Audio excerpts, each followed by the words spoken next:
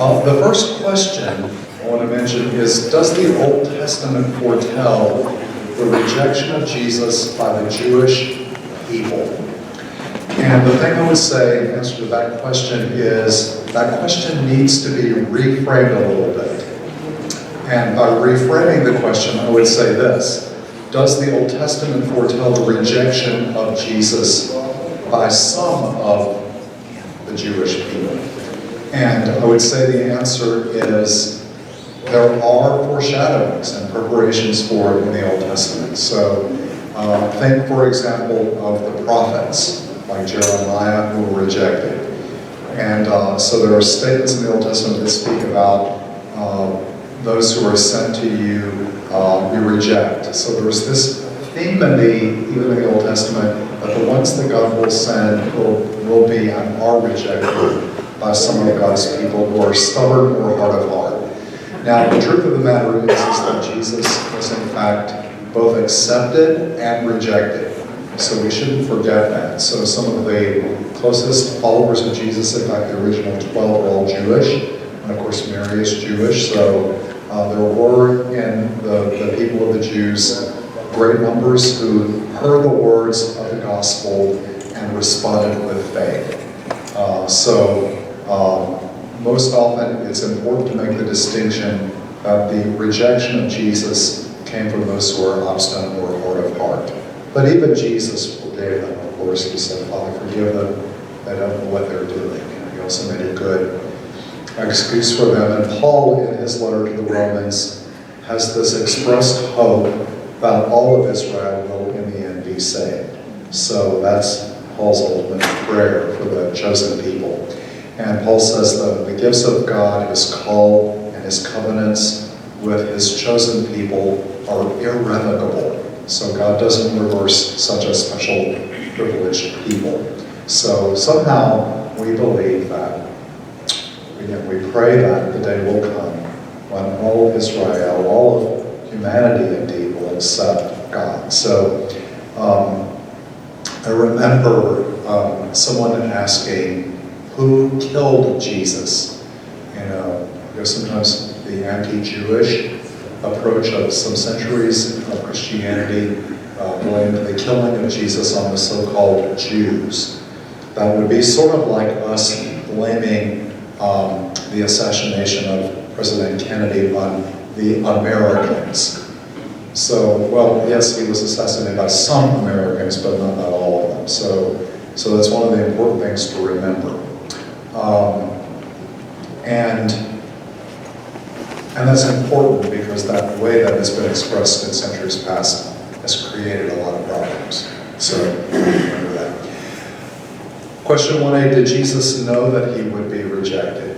From the four Gospels, and it is hard to project back into the mind of Jesus' consciousness because the words and actions of Jesus that we have in the four Gospels are written with resurrection glasses on. So the earliest Gospel is about 40 years after the death and resurrection of Jesus. So the Gospel narratives are told with the full faith of the early church, the early Christian community.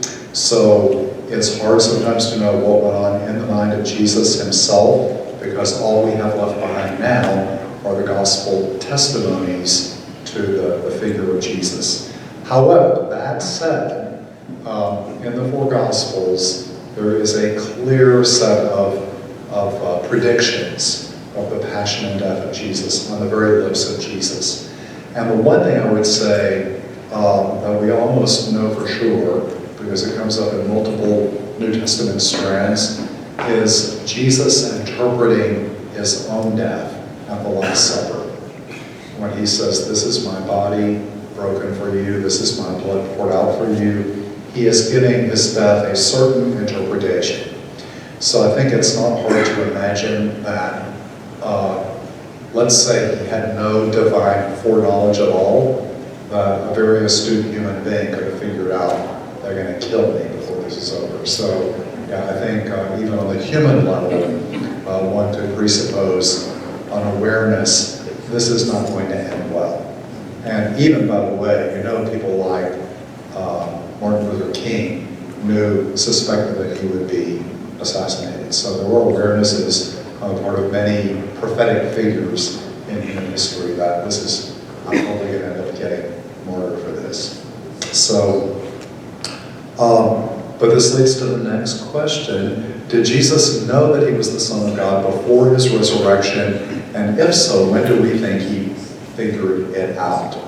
So, one of my professors in college in Christology, the study of the person of Jesus, framed the question to say, what did Jesus know and when did he know it? So that was always the question. Now, you have a spectrum of beliefs that have been handed down in the Catholic tradition. We don't have a definitive rule on it, but there were what I will call the maximalists who believed that from the very moment he was conceived in the womb of Mary, that Jesus had full omniscience like God the Father does, and he never left that behind. Another school of thought, sort of the other end of the spectrum, more canonic, self-emptying Christologies, believe that when he became human, on the human level of his consciousness, he also chose to enter into our limited human existence and had to grow in knowledge and faith and understanding like all the rest of humanity does.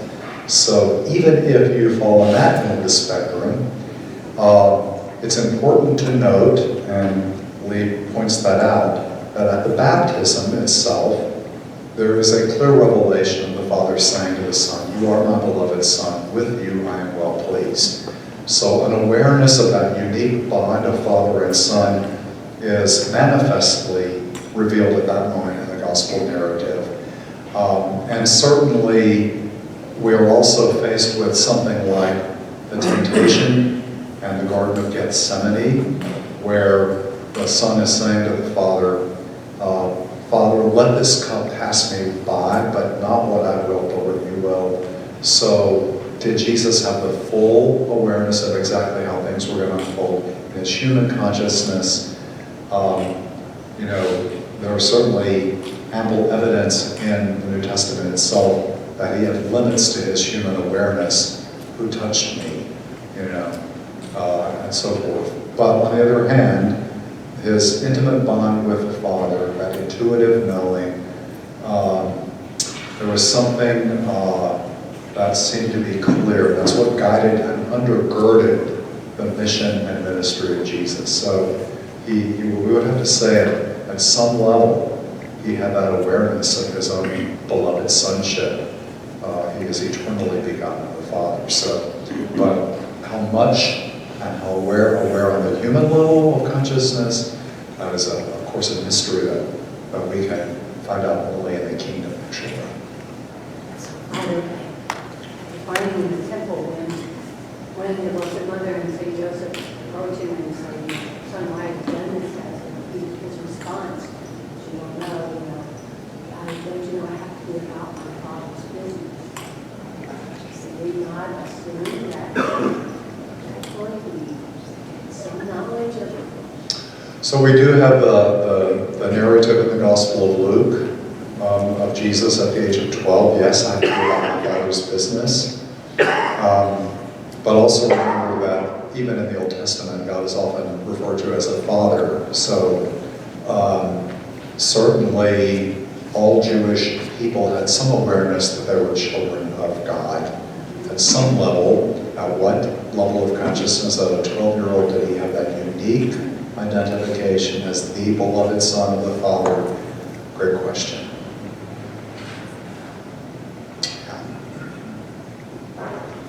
And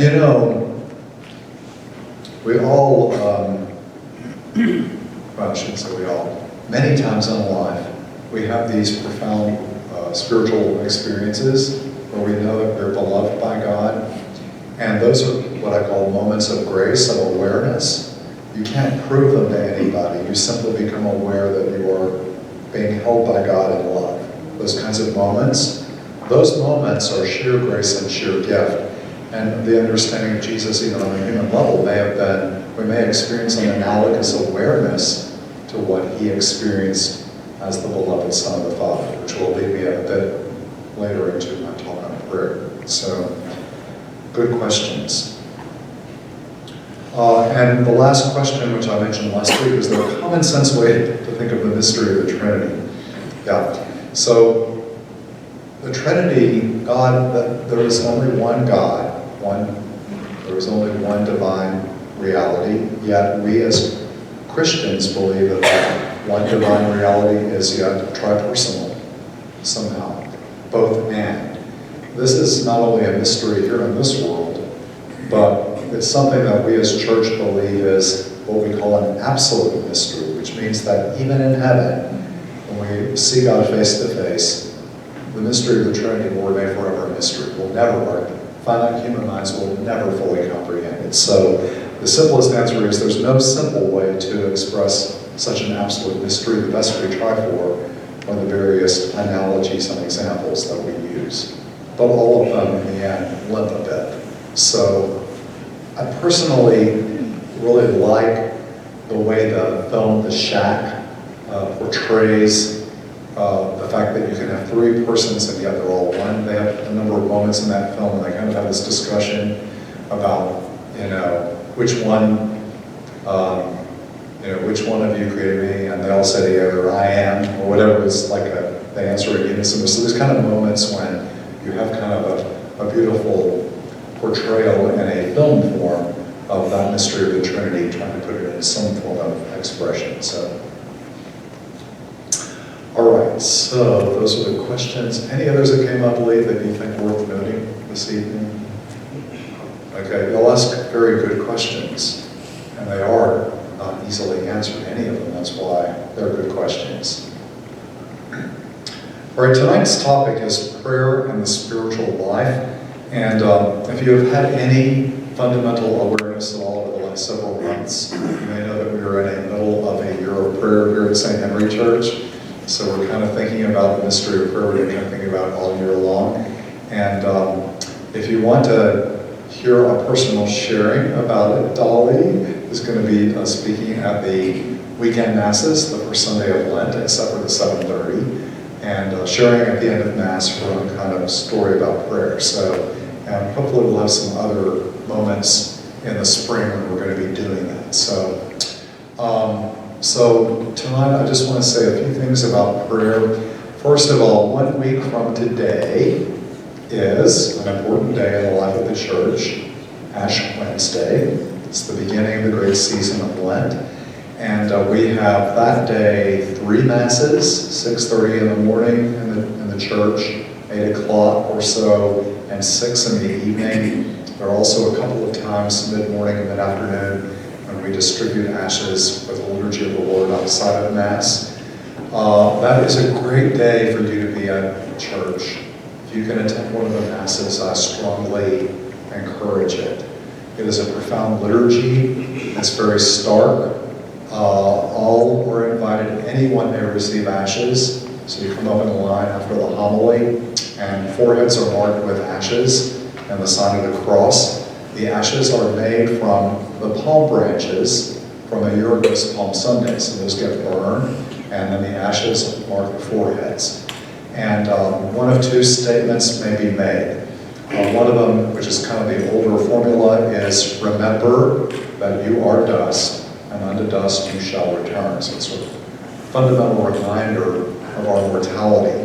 Whenever I use that phraseology, I'm always struck because sometimes people are coming up in my line who may be 90 or so years old, and I'm thinking, wow, remember your dust, and unto dust you shall return. Will this person even be here next year on Ash Wednesday? And then a mom will come up, or a dad carrying a newborn infant, and I mark the forehead of the newborn infant, remember your dust, and unto dust you shall return. It's a very powerful experience. The other formulary, which is actually kind of more theologically rich for the season of Lent, is turn away from sin and be faithful to the gospel. So it's a call at the beginning of Lent to conversion, turning our heart back to God, which is sort of the heart of Lent. So, and for those preparing for the sacraments of baptism, all of you, and confirmation and Eucharist, that this is a particularly important season, preparation and spiritual for all of you.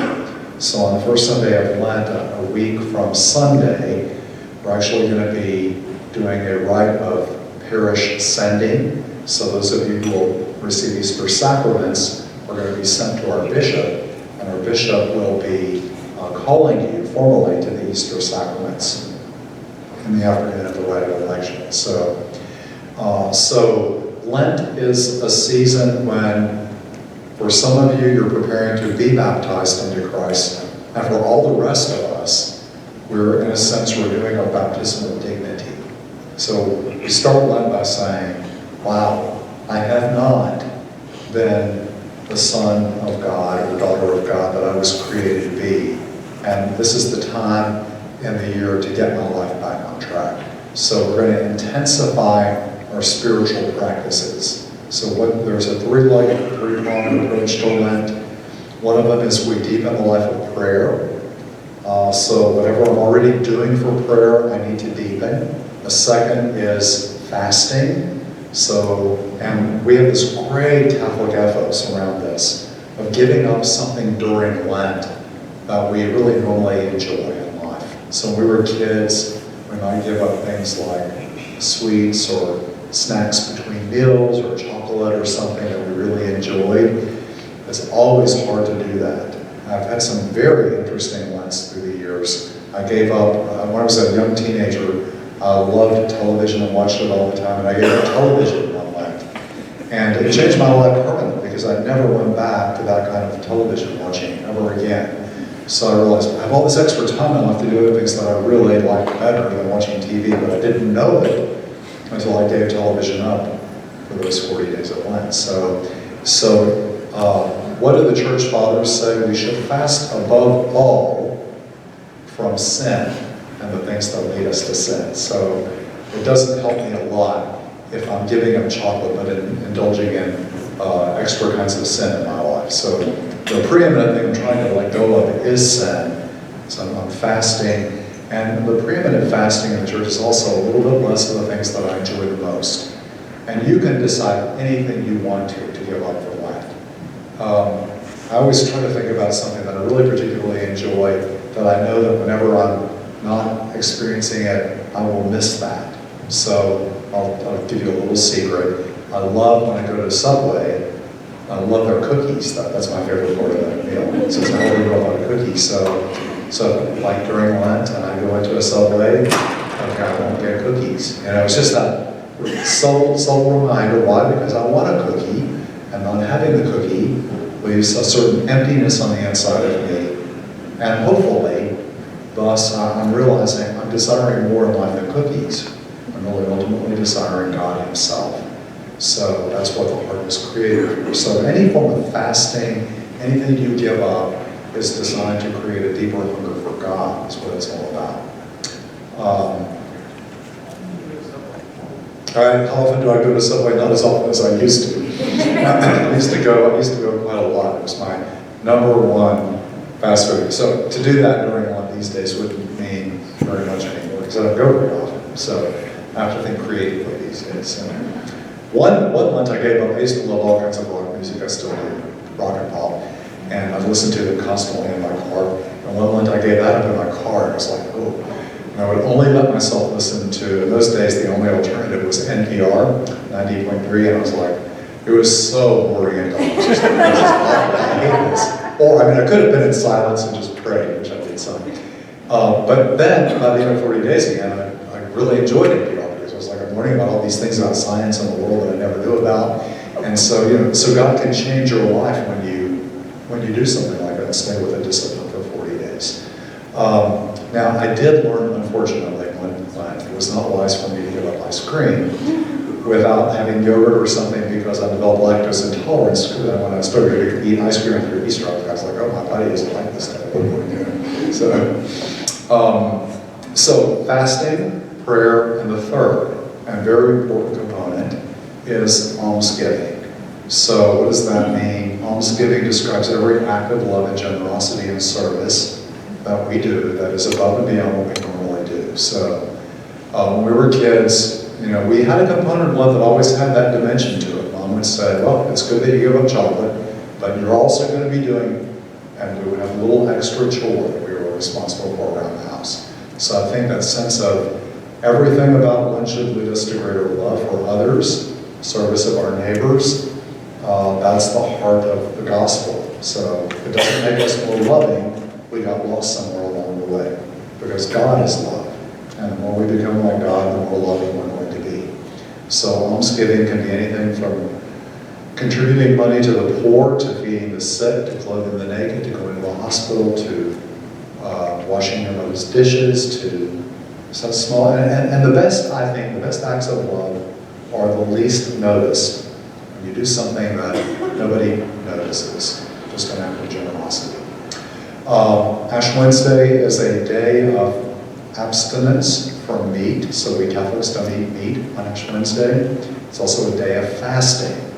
Now, when we Catholics talk about fasting, well, we don't mean we're not going to eat anything all day long. Although you can do that if you want to, but what we mean by it is you'll have one ordinary meal and 2 half meals that together don't total up to that one meal, and no snacks in between. So, and once you reach, I think it's 59 and a half years old, is that it? You're not obliged to fast anymore. You should still have to give up meat. So the obligation is relaxed, or if you have health conditions and that sort of thing, you need some nourishment coming in, you're diabetic or whatever. Also on the Fridays of Lent, particularly, every Friday we do something sacrificial for the Lord, hopefully in remembrance of His dying for us on the cross. But during Lent, the Church specifies no meat on the Fridays of Lent.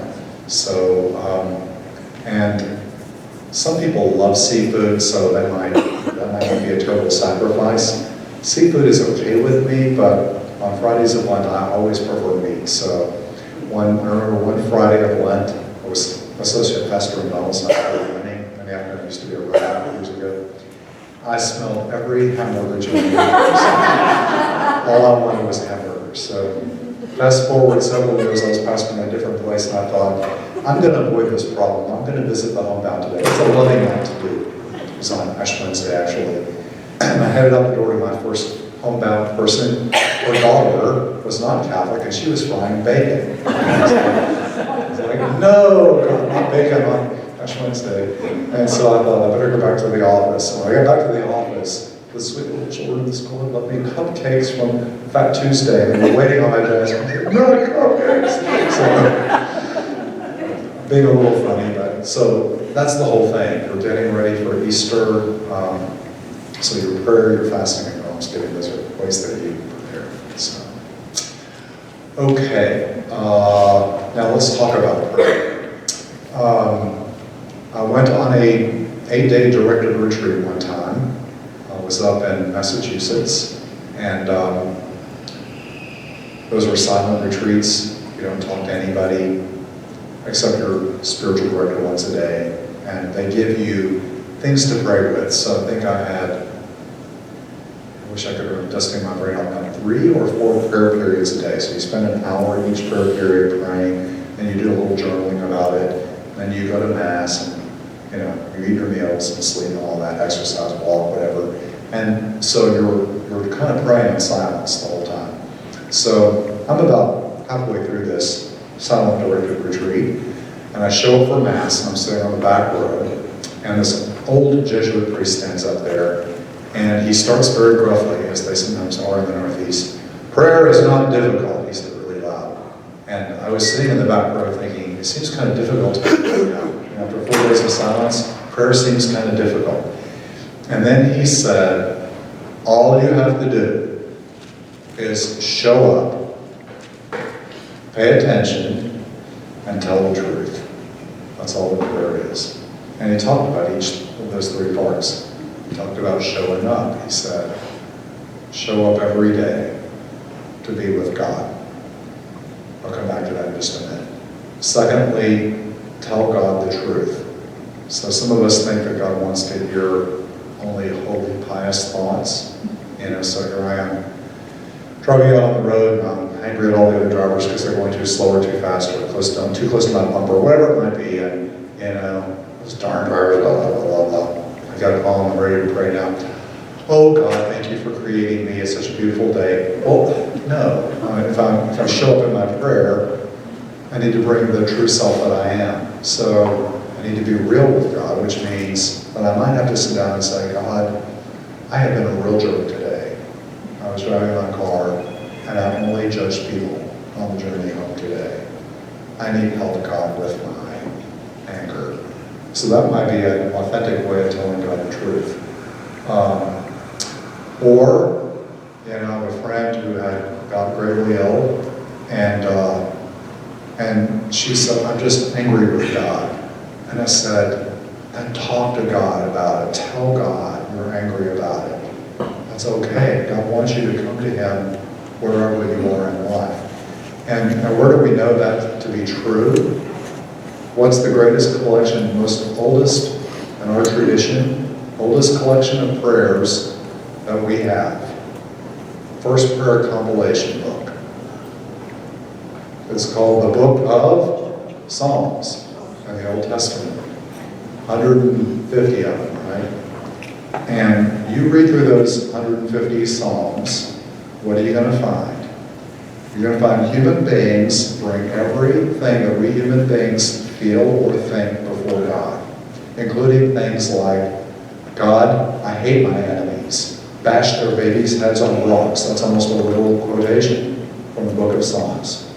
So that's a prayer of anger and vengeance toward one's enemies. Sorrow for sin. Have mercy on me, Lord, in your kindness. Oh God, my soul is thirsting for you, like a dry, weary land without water. So there's no human sentiment that human beings have ever experienced that the psalmist didn't bring to God in the original book of prayers. What does that mean? It means that God wants us to show up and tell Him the truth, exactly as we are today. And then, but this is also very important, the third element of that is we pay attention to what God is trying to tell us. God is always speaking.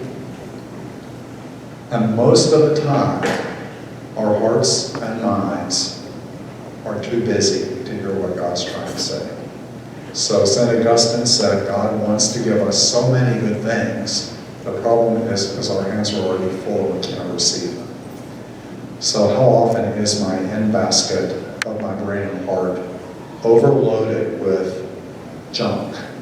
Too many thoughts, too many feelings that I'm not ready to process, and I can't even begin to hear what God is trying to tell me. So, and sometimes we're afraid, aren't we, of what God is going to say. Anybody ever experienced that fear? I did a prayer class once, and I did a prayer survey, and I asked people, what's the number one reason they don't pray more often or every day? You know what the number one answer was? Number one was, you got it, too busy. Too busy, they said. We're too busy to pray. And so my observation of the prayer class the following week was, so the number one reason y'all don't pray more is because you're too busy? I said, but 99% of us, when we get up in the morning, how much time do we spend getting ready on the outside of our bodies? Washing hair and clothes and shaving and brushing teeth and putting on makeup and all the things we do so that the outside of us can look good when we get up in the morning. So isn't the inside far more important? And I wonder what would happen if every human being took the same amount of time to get ready on the inside as we take to get ready on the outside. What might be different in the world today? So that's kind of my great prayer challenge. So that's also my personal invitation to every one of you is if you're not already taking time each and every day of your life to spend some alone quiet time with God, I encourage you to do it. And every part of showing up means I got a place every day I'm going to show up. At my house, I've got a prayer room on the inside this time of year. I get my first mug of coffee. I'm one of these people, I have to be a little awake to start praying, so I get up and take my shower.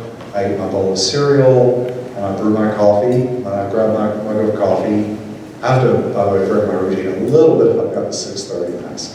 But non-6:30 a.m. mass days, that's what I'm describing right now. Grab my mug of coffee, go to my place of prayer, light my oil lamp or my candle. I've got my sacred images in there. I've got east-facing windows so I can see the sunrise on days when it happens. And I spend that time with God. That's the way I start my day every day. And it has made all the difference in my life. And I'll tell you, when I started the discipline of it, it might have only started off to be 15 or 20 minutes, about 30 years ago. But over time, I've discovered I need more and more time for that. And I was reminded of the saying of the abbot in the monastery who was asked, well, how much time, Father, do you spend praying? He said, well, I try to take an hour every morning. And he said, but you know, I'm the abbot of a huge monastery. It was a heavy business and all that, and a lot of things that have to be done. And he said, and sometimes the work is simply overwhelming. And he said, on those days, I'll take an hour and a half. So it's interesting. He leaned into the prayer on the days when things got busier. And so in the nice weather, in the summertime, I've got a place on my porch. I put on my water feature, and I can hear the birds and the sounds of nature all around me, waking up in the day. So that privileged time with God to start the day is for me so important. And I need something that feeds my heart, mind, and soul with something God is trying to tell me. So it's good to have some type of a devotional tool. If you don't have something yet in your life, there's a little simple book called Jesus Calling that a lot of people use. It's got a little passage for each day of the year. That's a great devotion book as a starting point. You just want a little one page. All right, let me think about this for a little bit. God can speak. It's funny, when you use that kind of a book, some mornings I'm thinking to myself, did this author walk around and follow me and know what was happening to me today? Well, God does. So I'm sitting one morning, we priests pray this thing called the Liturgy of the Hours, which is kind of like my backbone of prayer. It's been for many years. I have other things that I pray with, but that's kind of like the heart of it. And so we have writings from church fathers and other people like this, and scripture and all that. So one morning, this is when I'm associate principal at Father Ryan, I'm thinking to myself, I'm a new young priest, just brand new, newly ordained by about a year, and I've been named the associate principal of our Catholic high school. I had 1,000 students and 100 faculty. I thought, this is too big for me, God. This job is too big. And I was sitting there in my office during my morning prayer, and it was the story in the scriptures when Moses is going to go and Joshua's going to take his place. And what did God say to Moses? He said, go tell Joshua not to be afraid. I'm going to be with him. So I read this along in the little road program. I was like, Moses, God's telling Moses to tell Joshua, don't be afraid, I'm with you. I was like, That's funny. I was just sitting here afraid that I'm in over my head in this job. And I was like, God, are you trying to tell me something, you know? So I read a little further, and Moses showed up to Joshua, and Moses said, this is the same reading, further down, Joshua, do not be afraid, the Lord is with you. So Moses did what Joshua told him to do. I was like, this showed up a second time. God, are you trying to tell me something? And I read along a little further. Then God spoke directly to Joshua. Joshua, I am with you. Do not be afraid. Three times in that same reading. Finally, I heard what God was trying to tell me that day. So you need a little tool like that. Some book or scripture or passage that you're praying with each day that kind of speaks to you. And there's also this little thing that you can subscribe to. I subscribe to it because it helps me with my homilies in the morning, daily mass homilies, called Give Us This Day. And it's got a little morning prayer in it, a little evening prayer. It's got the readings from the day, the mass of the day. And it's got a little one page on a saint of the day and one page kind of homily. And often, there's a little seed in that will just like, ooh, wow, that's going to stay with me throughout the day. And I'll share it in a homily. So there's also a similar publication called Magnificat. So two great publications do the same basic kind of thing. That's a great tool to use. And Deacon Mike mentioned this past Sunday, they've got this online board now if you're an online kind of person, Pray As You Go app. So something like that for those who use phones and electronics. My problem with phones and electronics is I use them for so many other things, they distract me. So I like to have books in my hands. And I also, I talked about showing up as we are, so I also think about where am I today? God, where was I the last 24 hours? I'll do a quick, with God, a mental review of the last 24 hours. What happened in my life, God? There were moments when I felt close to you, and I could sense your work in my life. Were there moments I got off track somehow? Or I got lost in fear or anger or some other negative thing? Do I need to make any apologies? So I kind of review my last 24 hours. And then I'll consciously offer myself to God for the next 24 hours. Okay, God, I want to serve you during these next 24 hours. Will you help me to do that? That's what we call in the Catholic tradition the morning offering. In some form or another, I'm giving myself to God. He gave me this day. He created me. God gave me my life. So I want to give honor, praise, and glory to God and serve my brothers and sisters today. God help me to do it the best I can. And I'll preview my next 24 hours if I'm aware of things. So I'm going to be doing this, I've got that. Ooh, that's going to be tough. God, help me with that one. Well, I'm looking forward to that, God. Help me to realize your presence with me when I'm having that joyful moment. And there's always unexpected things that happen, but insofar as I can, I look forward. And I've also developed in the last 20 years, during part of my prayer time, a time when I simply sit in silence and stillness with God. And often it's in that stillness and silence that something happens and I become aware of something. So I always say, God gave us 2 ears and 1 mouth for a reason. We should listen twice as much as we speak in our prayer too, and with each other. So can I hear God? Am I listening? Am I aware? So it's good to start your day in prayer. It's good to end the day in prayer. And I will tell you, that's harder for me, because at the end of the day, I'm tired and my brain is sluggish, and some nights my brain doesn't want to end the day with, so I have to be really simple. And one of the simple things I've done, a little tool, that when I remember most of the time, I have a little notebook in my bedside table, and I'll review the day real quickly.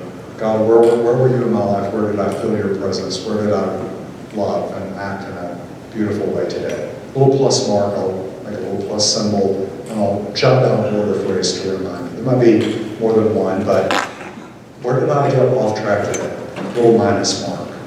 Was impatient with that person. Wasn't attentive at that moment. So I just kind of, and some end up being, it's funny, minus plus.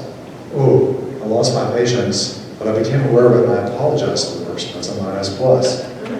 So I just kind of see the day. I'm going to follow it. Thank you, God. Good night. So I just, way to end the day in prayer. One person used to have the practice of, they have the rosary by their bed. You'll have heard of the rosary. It's the beads that we used to pray, prayers that focus on the mysteries of Christ from the eyes of Mary. But the other way that I've heard people have used it at the end of the day is to, at the end of the day as you lay down and go to sleep, is to recall the many different ways God blessed you throughout the day. So you start on one bead and have a different blessing on each bead, and go as far as to the blessings, or you finish the circle and you say, thank you, God. And sometimes you fall asleep thanking God for your blessings. That's not a bad way to end your day either.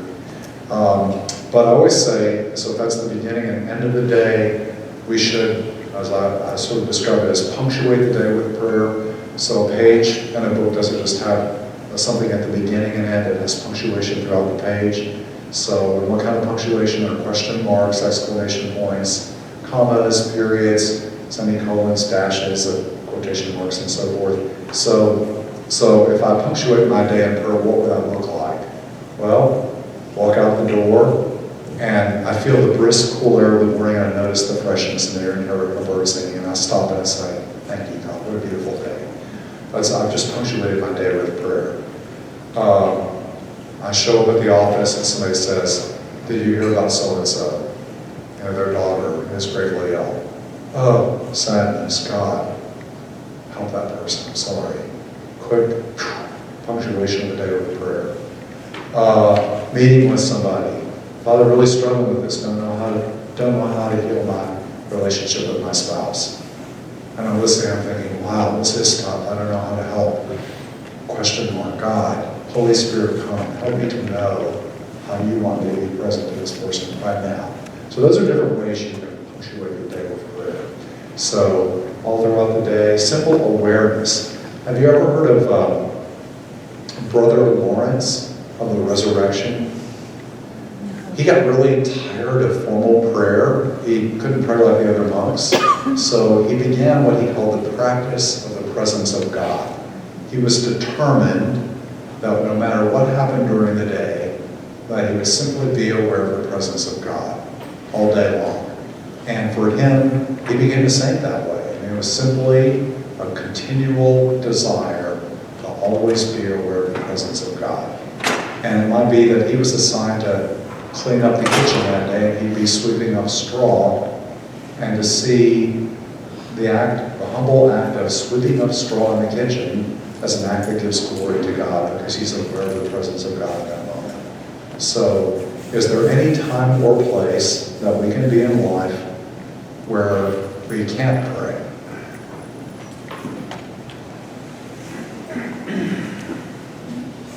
No, we can always pray. Always. Always. Oh, and we're sleepy. Yeah. God help me to in my sleep pray. I had a terrible toothache one night. I had 2 teeth that were going bad. I had to get 2 root canals. I was on vacation in Wyoming, of all places, with Father Joe. We were sharing the same hotel room. And that tooth was throbbing so bad, no medicine would touch it. And I could feel every time my heart beat, I could feel that throb in my teeth. And finally, when the pain wouldn't stop, I said, okay, God, it's you and me alone in this room tonight. Well, I apologize, I was late this morning, but okay, so God, in every heartbeat, every sensation of these teeth, I want to be aware, and just be aware that you are right here with me. And that act of being aware of my throbbing teeth became an act of prayer. And I was sitting there in the Grand Tetons, because we moved down to the Tetons from there. We eventually came home early, and my dad fixed me, thankfully. But I was sitting on the bench, and my first thought was self-pity. I said, God, why do I have to have such a terrible toothache in such a beautiful place? So it was self-pity, right? And right after I had that thought, it was like God introduced a new thought into my brain. And the new thought was, if I have to have a toothache, there's nothing more beautiful in the world to look at right now than this beautiful knowledge of faith. So thank you, God, for this knowledge. So, I showed up, I told God my truth, and I paid attention to what God was trying to tell me to do. So prayer is a great adventure. If you are already praying, keep it up. Let your life of prayer deepen. Let God continue to guide you where God wants you to be. If you haven't started that regular discipline yet, it's never too late. And start today. When you go home tonight before you go to sleep, start that prayer. So that's my encouragement. Any questions about prayer tonight?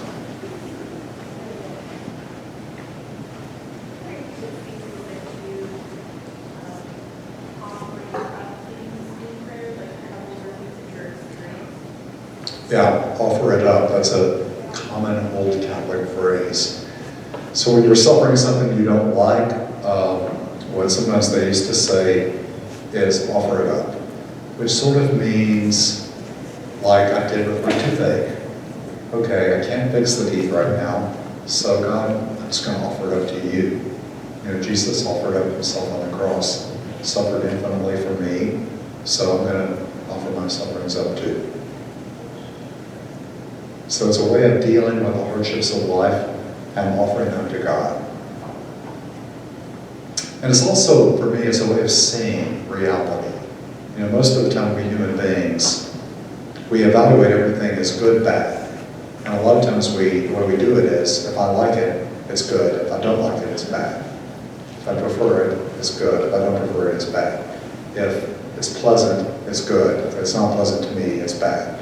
So another way of looking at reality is, no, God, everything you send me today is a gift. Thank you. Every person is a gift. Because I don't necessarily prefer everything. But in all things, I can find God. And some of the things I like the least have been my best teachers.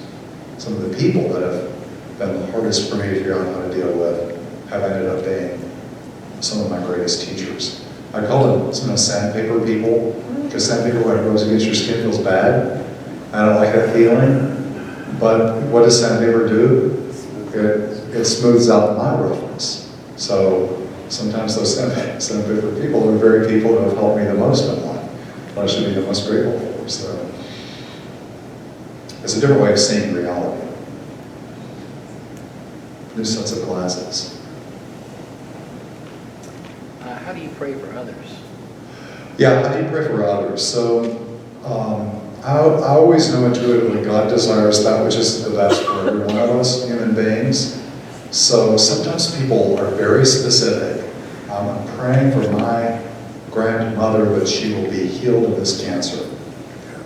So that's not a bad prayer because I love my grandmother and I want her to be healed of cancer. That might be true. But I'm always mindful of what Jesus said. We can ask for anything, but in our prayer, we always say at the end of it, but your will be done, God, because God's will is always infinitely better than mine would ever be. So I don't know what's best. I recently heard a story about someone who was praying for a child, and their prayer was, and a gravely ill child, and the prayer was something along the lines of, God, you already know what's best for this child, let your will be done. So when I pray for other people, I will sometimes picture them being bathed in light. And I imagine that light is God's love bathing them. Or I might even picture the image of Jesus placing his hands on their head and blessing them. Or I might simply, it might be verbal, God, please give this person everything you desire this person to have. Fill them with your joy, your love, your peace, whatever you desire for them today. So that's a great way of praying for other people. Intercessory prayer, it's powerful. We say petitions, or asking God for something. They can be for myself or others. Intercessory prayers are always for others. A good form of prayer is sorrow for sin. Better form of prayer is adoration, praise, and thanks of God for God's own sake. So you can thank God for what I receive from God, but praising God for God, who God is, because of God's own goodness is even better. Praise is the highest form of prayer. Two things. Do you ever hesitate in your prayer as far as faith can be strengthened just because the Lord is like, oh, you strength by giving you this challenge? I'm always kind of looking to myself, and I should really be careful how I ask about things, because God is not a trickster. So it's okay to bring our hearts to him as they are. God knows what's best for us on a given day. Yeah, so don't be afraid of praying the wrong way. God, you know my heart, you know the desires of my heart. God's desires are always infinitely better than my own. But someone did say, if you pray for patience, God will give you chances to practice it.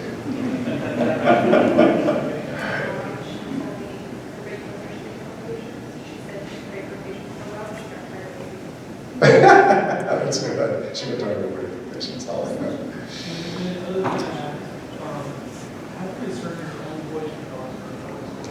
Oh, discernment. How do you know if it's God's voice or your own? The discernment of the movements of the heart is a delicate art. So one has to be, if one sincerely desires God's will above all things more than my own, sometimes it's hard because my selfish will gets in the way, and I have to surrender and abandon my desires for the deeper desire of God for me. So being clear on that is not always easy, but if I sincerely desire to do the will of God, and I fundamentally committed myself to living a Christian way of life, then most of the time I will experience the joy and peace and the direction of moving as God desires me to move. Whereas if I start resisting God, I experience turbulence on the inside. So it's also helpful to have a spiritual guide or director if I'm unclear about something to get clarity about. Because sometimes I'm not clear until I've had a chance to talk it out with someone else in confidence. And even Bill Wilson, the founder of AA, made this observation. He said, rarely is a solitary self-appraisal good enough. He said, because sometimes you come up with a great idea. He had a great idea, and he walked in one day and told his wife, I'm going to do this. And she was cooking up the kitchen. She was like, uh-huh. And he told his buddies, hey, I'm going to do this. And they're like, mm-hmm. And he realized not everybody was as excited as he was about the idea, and he learned that God was speaking through their reactions. So listening for God, what God is trying to tell me, that's a lifelong project.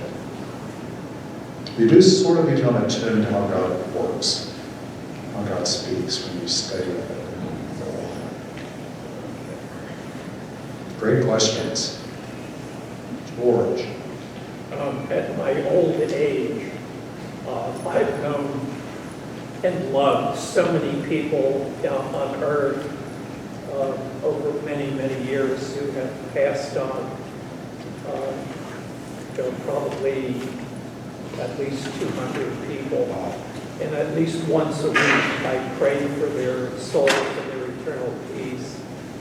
I don't know where they might be at, whether they're in purgatory or sitting with God, but I do pray for their souls and their eternal peace. It's a great way of interceding for those who have died. And sometimes I also have this kind of moral conviction that they're already with the Lord, and I ask their prayers on my behalf. Because knowing that in my heart that they're already with the Lord. So I'm asking their intercession too on my behalf. All right, so hopefully I've sprinkled a few ideas for prayer into your consciousness tonight.